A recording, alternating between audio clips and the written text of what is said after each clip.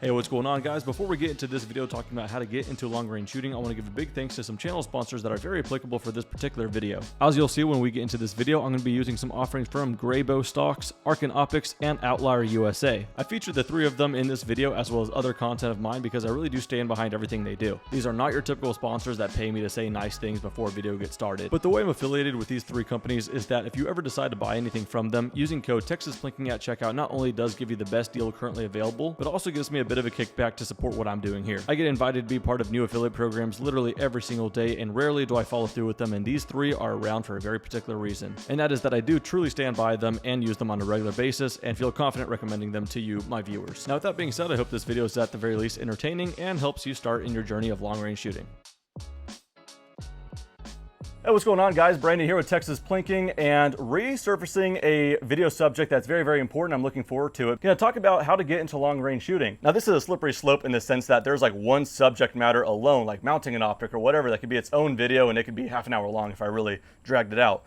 But this is going to be a very, very accelerated version, I would say. This isn't a course. This is just kind of everything you need to know to at least get your feet wet in the long-range realm. And so it may go by pretty quickly. I don't want to be too surface level on some subjects, but I just might have to just so we kind of cover everything. But the reason I'm making this video is to try to give you guys a much faster path to getting into long range and enjoying it. Because I kid you not, when I say I got into it back in 2017, I made literally every mistake you could possibly make. With lessons learned for sure, I'm going to try to give you guys the really, really accelerated version on how to just get out there and enjoy, like I said. I'm going to talk about caliber selection, rifle selection, all that. In fact, I have my notes here just to keep some thoughts aligned. So the summary of this video is going to be talking about, like I said, rifle and caliber selection, how to get something selected for you, particularly, whatever that might mean. You guys will see. Optic selection, getting the rifle squared away for your particular goals, needs, and fitment. Zeroing the rifle very efficiently so you're not just wasting rounds on a berm. We're going to talk about getting into the ballistic calculator as well. That's all the talking portion. Then we're going to go ahead and stretch it out a little bit, shoot some distance, talk about how to correct from your misses. We're going to talk about why people fail at my long range challenge in no other reason than just because it's going to be a really good learning experience. But I host 2 monthly long range challenges. One of them is when 5 people get invited out and showcase their equipment.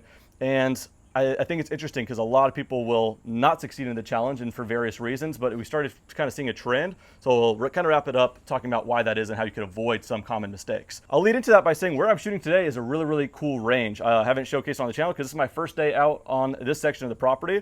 But Staccato Ranch a couple years ago acquired some land in Florence, Texas, setting out to make pretty much the Disney of shooting. And I've heard that to be the goal, and over the couple of years, it's been really fun to see it come to fruition because they're a neighbor of mine. It's really just within like half an hour from me. So I've been coming out here pretty regularly for the last couple of years and just kind of seeing it come to fruition is awesome. And now they have a long range section, which is really, really cool. It's available to the Freedom members. And so that being said, Staccato Ranch is a membership-based range. We got 100 yards all the way out to just shy of 900 yards. It's labeled 860 yards. Again, this is in Florence, Texas, because I get asked all the time where I shoot, and it's been on a lot of private property. So if you want to shoot some long range, it's here, but they have way more than that. Tons of different classes. They have their Havoc courses, which are really dynamic kind of courses to run as well. Running gun courses, outdoor pistol bays, indoor range, clay shooting, fishing pond, their clubhouse and pro shop. Overall, it's a place you could spend a lot of time and money if you're not careful, but you know, that's okay. Now that being said, let's go ahead and get into the rifle part, what rifle is best for you. And I got 2 different ones I brought out with me. So we're gonna go back and forth with it a little bit. Starting with caliber selection. Again, this could be a whole video in its own right, but I'm gonna try to glaze over it pretty quickly. But caliber selection, it's just gonna be down to your personal use or possibly even preferences, because I won't tell you you're shooting too big of a caliber. If you just want to absolutely just to destroy some steel, shoot the biggest round of your friend group, I won't talk you out of it. But as far as necessity, set you up for success, some people try to go larger than they need, certainly. I would say you need to ask yourself, how far are you really planning on shooting? Sometimes finding a place to shoot is the hard part. That's why I'm so appreciative to be shooting here. Staccato Ranch also has a place in Vegas that goes out to a mile as well if you're in that area. Some people don't even have that access. Some people are on their own private land and maybe only have 500 or 600 yards or so, which is still a luxury to even have that. And I would say this as a general rule. It's not all about velocity, but I will say as long as you're shooting a capable rifle setup with a capable optic with capable ammo, you're pretty much effective as long as that bullet's flying supersonic. And we'll get into that on, you know, going through the ballistic calculator and seeing what the velocity is at certain ranges.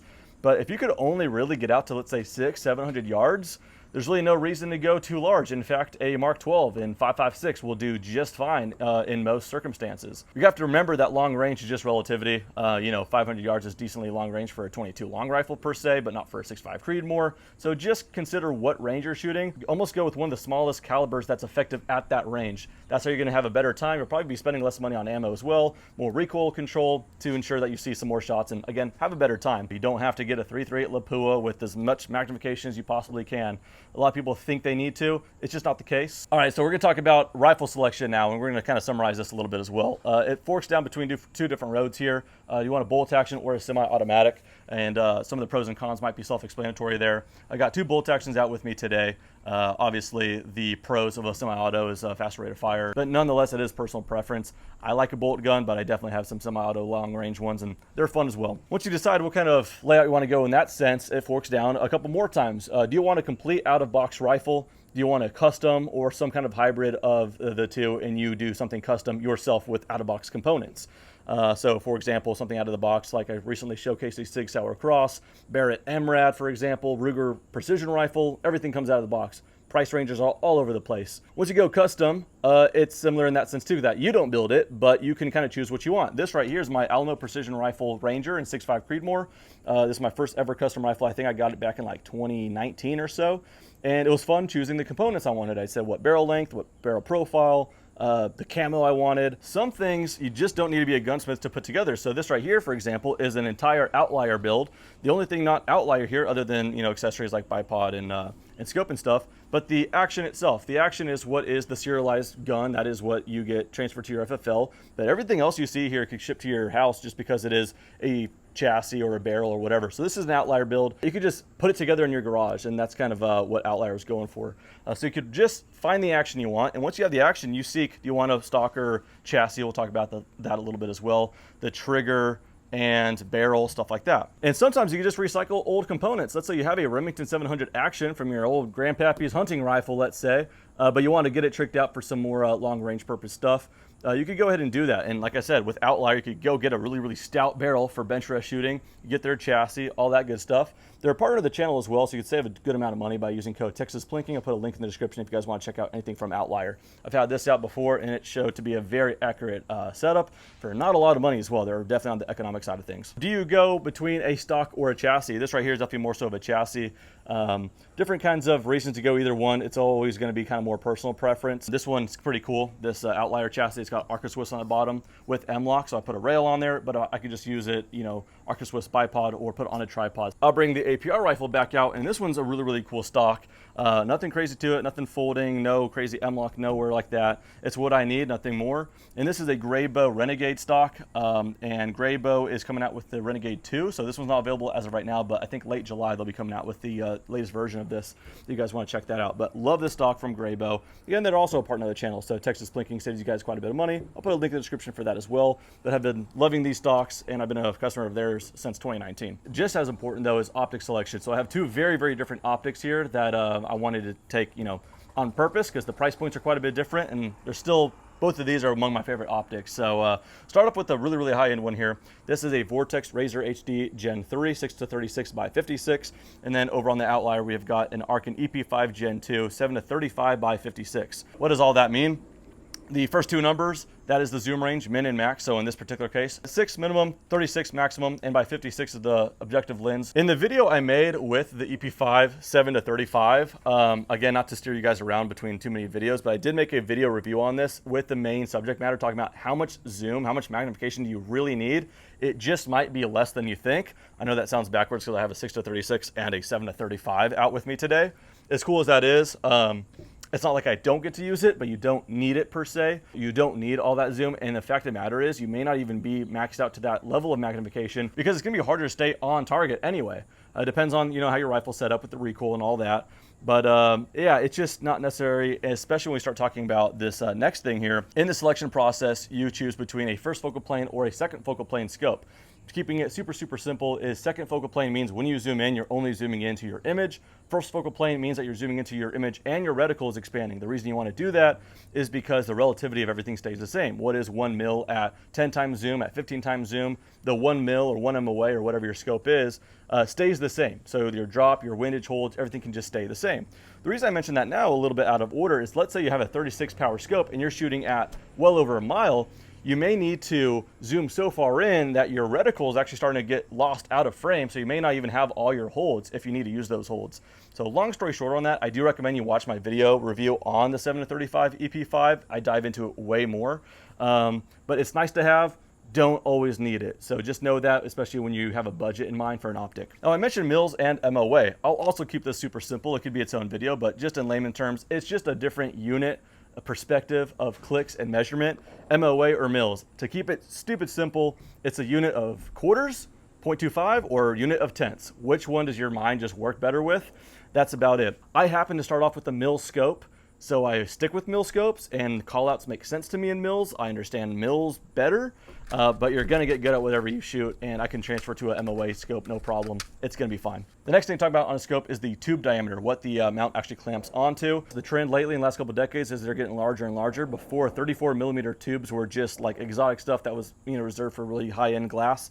This is really high-end glass, certainly. It's MSRP well over $3,000, but the retail price on this razor is about I think $2,999. So not a cheap optic, but it is a 34mm scope, as I would expect, and it looks fantastic. And that's ever more so impressive when you go to this Arkin, because this too is a 34mm scope tube. And what all that means in general, it is a larger tube diameter, so maybe it's a little easier on the eye as far as looking through it, but mostly it's because of how much adjustment on the elevation it packs in. Other features to look into your optic is definitely a zero reset. I can't even think off the top of my head of any scope nowadays that doesn't have a zero reset. Once you're zeroing your rifle, you're gonna be dialing random things, and then you're gonna look at your windage and elevation, and more than likely you're gonna be on some random numbers. It's different on every scope. On these particular ones, you just loosen a couple Allen keys. You can move your turrets freely without clicking anything, put it back on zero as a reference, and that's the zero reset. I expect everything to have that by this point. Same with zero stop. Now, this is something I was hard-headed on when I was getting into long range, and I just thought, too complicated, who cares? I'll remember where my zero is. Don't do that. You definitely want to set a zero stop, and what that does is when you're dialing back down, it stops on your 100-yard zero. What could happen is, let's say I want to shoot at some further ranges. I'm dialing. I'm at 9 mils, and then at 10, I cross my zero again. So now I'm going even higher. If I want to go back to zero, I didn't set my zero stop. I might just go to the first zero I see and think I'm at 100 yards, but really I'm dialed for some extended range. With this, it just removes thought. You go ahead, dial all the way down, stops on your zero. You absolutely should be setting that. That's why I definitely recommend you look for a scope with a zero stop. Thankfully, a lot of them have it. This one, the EP5, the Razor, they're among two that definitely do have that. Those are the main just features and specs and stuff to look into a scope, but the other one is just vague. Make sure it's good quality. That's the big one. I have good news though, if you haven't been following along in the channel. Good quality glass has been becoming far, far more obtainable. When I got into long range shooting back in 2017, 18, stuff like that, to think of a optic like this, for example, with the specs it does, the zoom range, with it not being gimmicky, the glass is actually really nice Japanese ED glass, and the zero stop, zero reset, 34mm tube. This would have been well over $2,000, maybe $2,500 or so.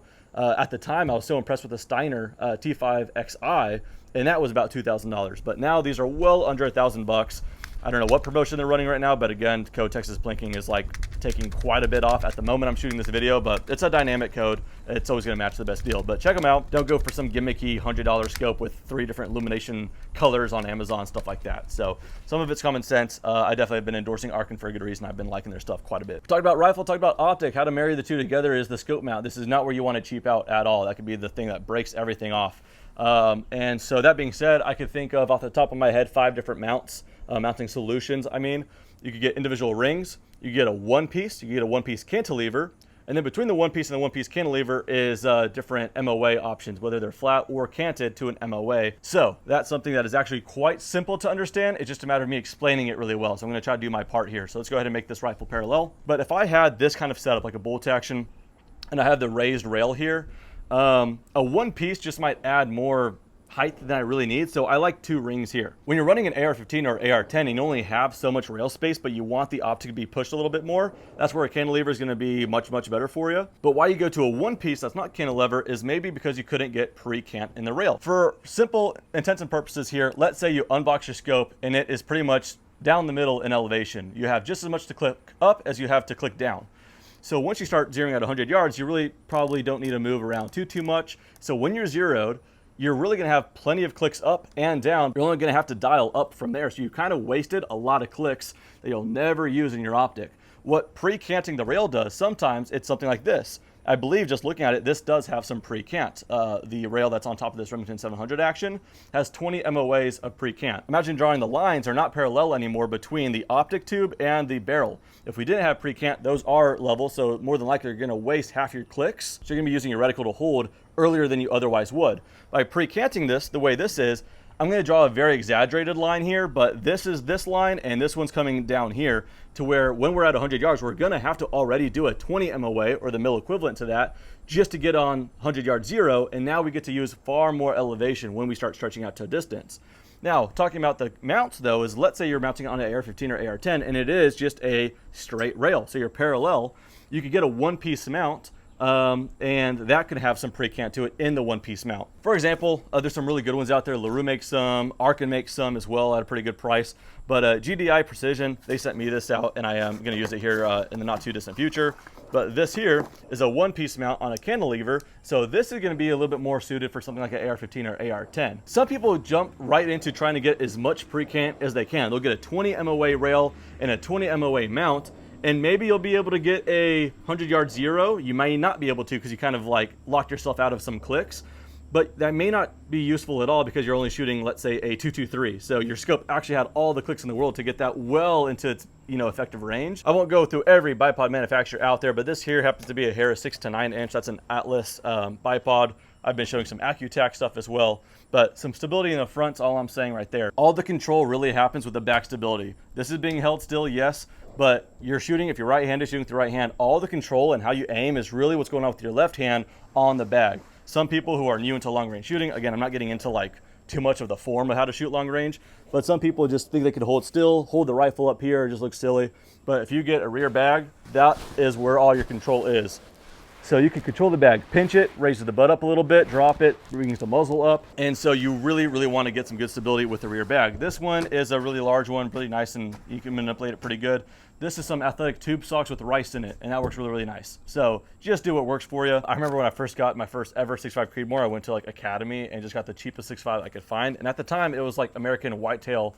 This is clearly hunting stuff, not something for precision shooting. But hey, I got it just because, hey, it still shoots out of these guns. Some Hornady match ammo. I know Federal makes some good stuff, but we've got some 140 ELDMs here. A nice go-to for sure, but some guns just might totally reject it. So do some nice testing, grouping at 100 yards and just see what your rifle likes. But ammo selection, I'll be pretty vague with that. Don't just go to 100 yards, you just shoot something and just not see anything, dial whatever feels right. You want to do this a little bit more calculated. So let's go ahead and go through it. Like I said, keeping it vague, you might be able to set yourself up for a little bit more success at the range when you go to 100 yards by doing something even at home, and that is bore sighting. Some guns may simply just not allow for it, depending on their stock and chassis configuration. And it's a matter of literally looking down the barrel, aiming at something. Doesn't even have to be at 100 yards. If you want to do it at the range at 100, then that's perfect as well.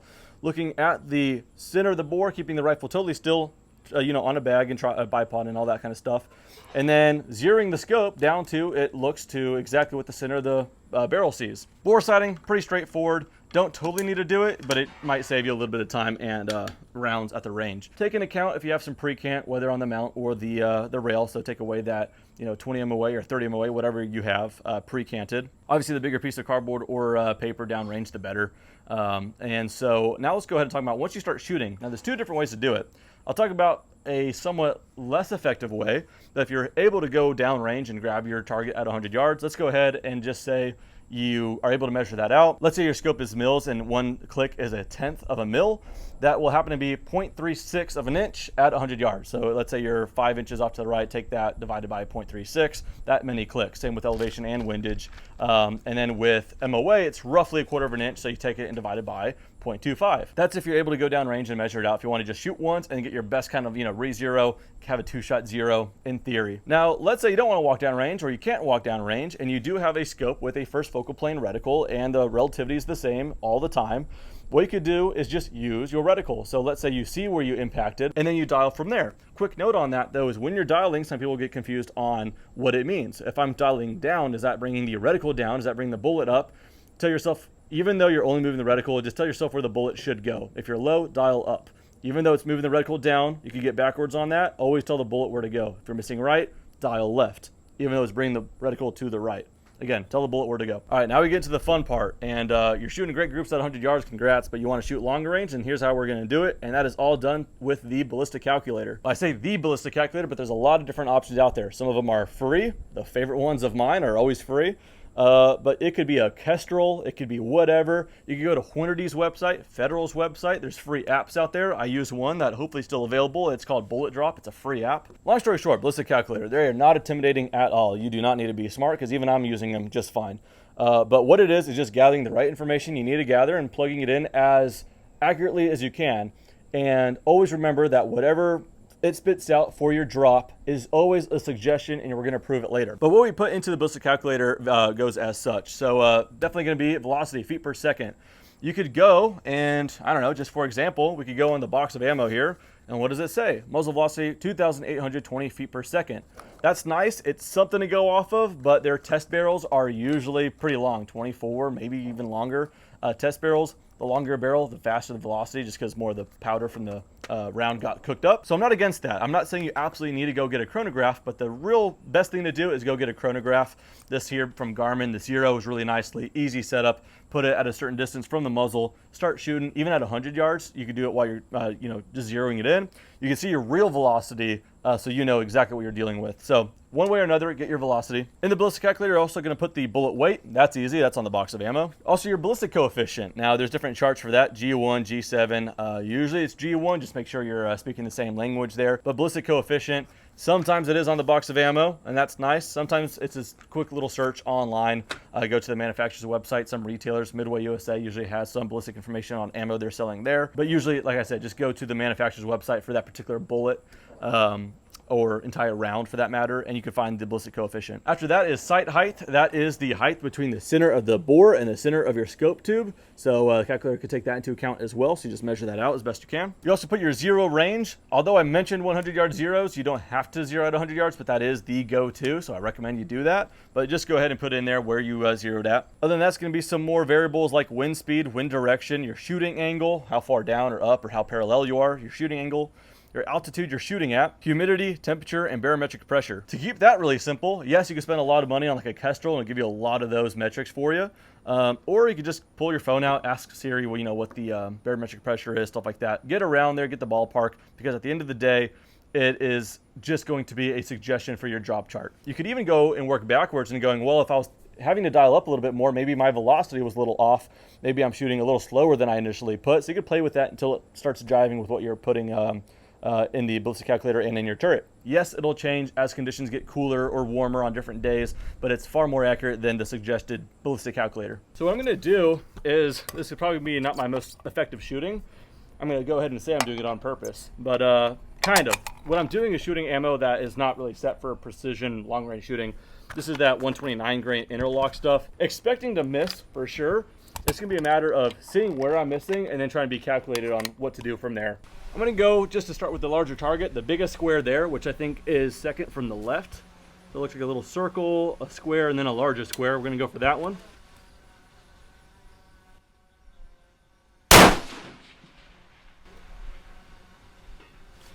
All right, well, lucky enough, we just start with the hit, which is pretty nice. So I guess we could just go a little smaller. The velocity on that one seems to be faster than I inputted from the box ammo. It says it was going to be at 2,820. That was 2,900.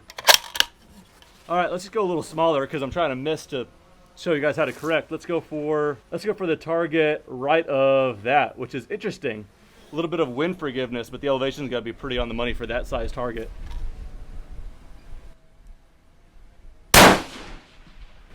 All right, perfect. We are low on that one. Windage looks not too bad. So knowing that, I'm going to go ahead and hold the reticle where my point of aim was, which was dead center. And seeing the reticle, I can see I was low by what looks to me roughly half a mil low, which should be good for about 5 clicks up. Much better on elevation. Wind cranked up big time, we could tell.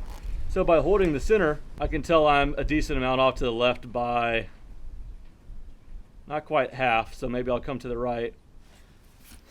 I want to be conservative and go 2, but let's just go to 3.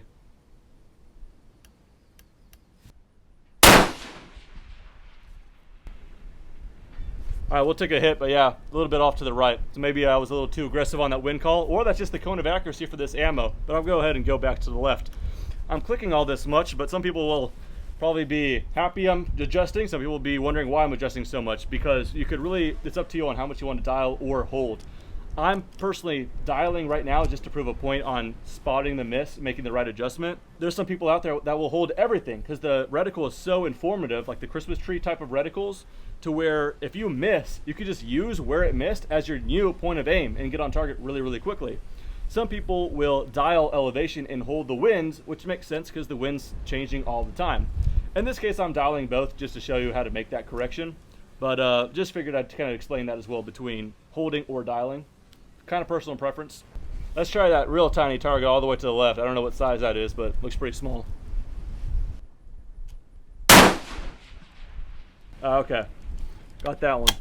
Now we're spreading a little bit on elevation. So I think it's just gonna be this ammo.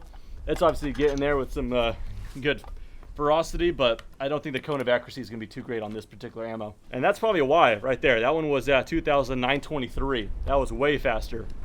There's a limitation of ammo at this point. There we go. 2,863. That's why good ammo is pretty important. This is some interlock stuff. It has a whitetail on the box of ammo. This is for hunting, so you're probably gonna be within this range anyway, but I figured I'd bring this ammo just to, you know, kind of show what I used to do. I just grabbed the cheapest 6.5 I could get and hit the range with it. You could do it, but there's a reason you want to get some nicer ammo. All right, just to show two different kinds of guns, we're going to swap on over to the Alma Precision Rifle and 6.5 Creamer as well. Shooting the same ammo. Again, not to crap on this ammo too much, but the spread and velocity is kind of showcasing why we had that spread with the other rifle. It's not like video games. Suppressors do not take away your velocity. If anything, they actually add a little bit of velocity. We're going to go to 800 yards once again. It's going to start with the large target just to see if we're close. Perfect. We missed. So that being said, elevation looked pretty good, so I'm going to hold exactly where I was holding. Elevation was on the money, just a little over a half a mil. I'm going to dial 6.6 to the right.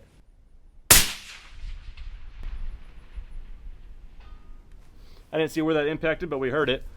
2,880 on that one.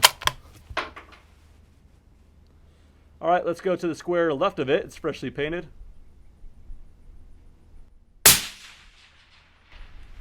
High, and look at that, 2,941 feet per second. I'm getting kind of tired of this ammo, to be honest with you. All right, we're gonna just go ahead and switch now to some Hornady match. This is probably better suited for this. All right, back to 800 with the same adjustment on the big square, just see what happens. All right, that one's slower, 2,733, but it was high, which just means the ballistic coefficient on this is far better, so I will make an adjustment on this. I'm gonna come down like 0.7.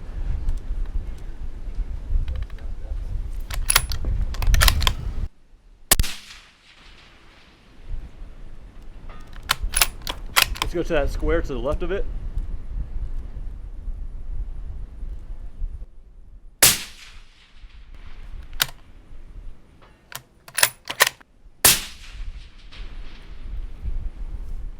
Center punch that one. A pretty brief example on shooting there between two different guns. So wrapping up though, I did say I wanted to cover this. This is gonna be some good information. I wrote down a little list here of why people fail at the challenge. And again, as a learning experience, a big reason why some people just haven't connected. So you guys can try to avoid this as well. One of them, I would say the most common one, is just simply they can't see their misses. And so with that, there's no corrections to go off of. Some guys are out there, I've seen them before with 300 PRCs or like lightweight 300 PRCs, 338 Lapuas, using all of their 25X, and they just do not see their misses. If your gun's kicking too much, maybe optimize it to just be able to recoil a little bit better, use less of that magnification, and hopefully you will see some misses if you're within the vicinity. That's the big one. This one, really obvious, but the rifle just might not be zeroed. So you want to have it zeroed, a good zero. A lot of times people just do not have it zeroed or on the wrong zero, like I mentioned, and they're dialing from the wrong reference zero because they didn't set their zero stop. Seen this happen a couple times. Wrong ballistic profile. You can have a ballistic calculator with multiple profiles, and some people have just been on the wrong one. They got their two rifles confused and they drop very, very differently. So that's a easy one for some people. Some people have far too big of corrections, or they're not basing their corrections off anything at all. They just see, oh, I missed to the right. I'll click it a couple times to the left here. It wasn't enough, or they're too aggressive with it and they overdo it. You want to have some reasoning on why you're clicking the amount of times you're clicking. Don't just guess. And again, a lot of that's done by using the reticle. The same way you zeroed out 100, same way you corrected the way that we did today. Here's a mistake I have made. Adjusting the wrong way. My dyslexic brain sometimes gets cross-wired and left and rights get a little confusing for me, so don't dial the wrong way. Make sure you are telling the bolt where to go, move it the correct way. And sometimes it's just an equipment failure. I've seen times where this top rail wasn't mounted all the way. I've seen very, very capable rifles, very capable shooters, and it was one thing. Great rifle, great optic, great ammo. The scope base was loose and it throws everything off. So your equipment needs to be tidied up, confirm that. And that's the 6 things I wrote down on some of the big reasons why people have missed. Sometimes it's just not in the cards that day. It's a 10-inch target at 1,000 yards and sometimes the conditions are absolutely terrible. And sometimes people draw a perfect circle around the 10-inch plate and it's just not in the cards. But as far as mistakes, those are some easy ones to avoid. And this video already probably went quite a bit longer than I anticipated, but I'll still call it a brief overlook into long range. Everything can just be a slippery slope, and we could go dive into it for hours on end for one particular subject. You know, I've toyed with the idea that one day down the line, maybe it'll be fun to do some long range courses and stuff like that. I thought in this video, I'll just do the crash course version, and even then, that's probably a long video. But I hope you guys picked away some information to streamline the process, give you guys, you know, less headaches than maybe I did when I got into it. So that's about it. Real quickly, I want to leave off by saying thanks to some of the supporters of the channel. This again is an outlier build. This is a very, very budget-oriented build I made a whole video on, so be sure to check that out. I'll put a link in the description. But outlier, you could piece together an entire rifle minus the action. Source an action from Solus, from Remington, whatever. Build a really cool outlier. And then Code Texas Plinking can save you some money there as well. So link in the description to them. And on top, Arcan Optics, a big you know, partner of the channel there as well. I've been a big advocate with them. Ever since 2019, I've been shooting their stuff with low expectations and they blew me out of the water. If you want to get a lot of glass for not a lot of money, Arcan's optics are pretty nice. So link in the description. Code Texas Plinking can save you some money on that as well. And then as well as Graybow stocks, they make some really nice stocks. This one here being a Graybow Renegade. Again, the latest version of that coming very soon, but check them out, and Code Texas Plinking will save you a decent amount of money there as well if you guys are putting together a cool rifle. So check them out. That does it. Thanks so much for watching. See you guys next time.